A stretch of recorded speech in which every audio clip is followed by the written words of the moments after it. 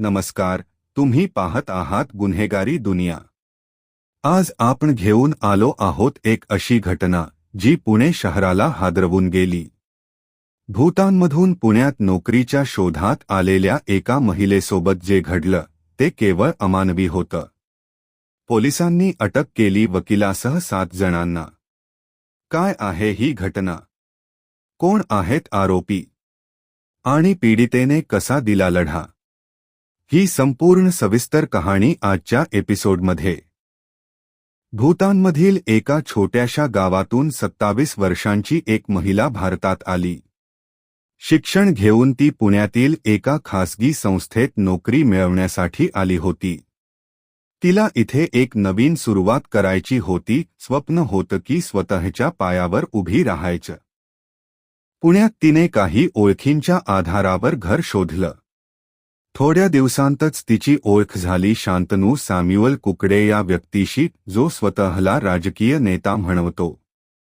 शांतनूच्या माध्यमातून तिची ओळख काही इतर पुरुषांशी झाली, ज्यात एक वकील विपिन बिडकर आणि इतर 6 जण होते। शांतनू आणि त्याचे सहकारी सुरुवातीला मदतीचं रूप घेत तिच्यावर विश्वास बसवला। ती एकटी असल्याचा फायदा घेत त्या सर्वांनी तिच्यावर वाईट नजर ठेवली होती। एके दिवशी तिला एक पार्टीला बोलावण्यात आलं। तिथेच तिच्या आयुष्याचा काळा अध्याय सुरू झाला। त्या पार्टीत तिला मद्यपान करण्यास भाग पाडण्यात आलं। त्यानंतर ती बेशुद्ध झाली। आणि नंतर जे घडलं ते तिच्यासाठी एक स्वप्न ठरलं।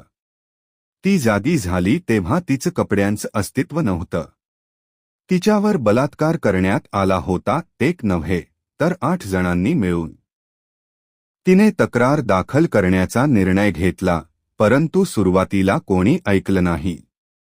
परंतु एक दिवस शांतनू सॅम्युअल कुकडे याच्यावर एका वेगळ्या प्रकरणात पोलिसांनी चौकशी सुरू केली। त्यादरम्यान पीडितेने पुन्हा धैर्य गोळा करून तक्रार दाखल केली। ती म्हणाली, माझ्यासोबत 8 जणांनी अत्याचार केला, 3 जणांनी विनयभंग केला, तर 5 जणांनी बलात्कार। पोलिसांनी वकील विपिन बिडकरसह एकूण 6 आरोपींना अटक केली। 2 आरोपी अजूनही फरार आहेत। कलम 376 बलात्कार, 354 विनयभंग, 506 धमकी आणि 34 सामूहिक हेतू अंतर्गत गुन्हा दाखल करण्यात आला। सध्या पीडिता पोलीस संरक्षणात आहे। तिचं वैद्यकीय परीक्षणही करण्यात आलं आणि तिचे जबाब कोर्टात नोंदवले गेले आहेत। ही केस आता कोर्टात सुरू आहे। तिच्या शौर्याची आणि धैर्याची दाद दिली जात आहे। ही कथा केवळ एका महिलेसोबत घडलेल्या अन्यायाची नाही, तर ती आपल्या समाजाच्या मनोवृत्तीवर प्रश्न उपस्थित करते। पीडित महिलेला न्याय मिळावा हीच आपली सर्वांची जबाबदारी आहे। गुन्हेगारी दुनिया तर्फे तिला सलाम। तुम्ही पाहत होता गुन्हेगारी दुनिया। अशाच ख्या आणि विचारप्रवर्तक घटनांसाठी आमच्या चॅनेलला सबस्क्राईब करा, शेअर करा आणि बेल आयकॉन दाबा।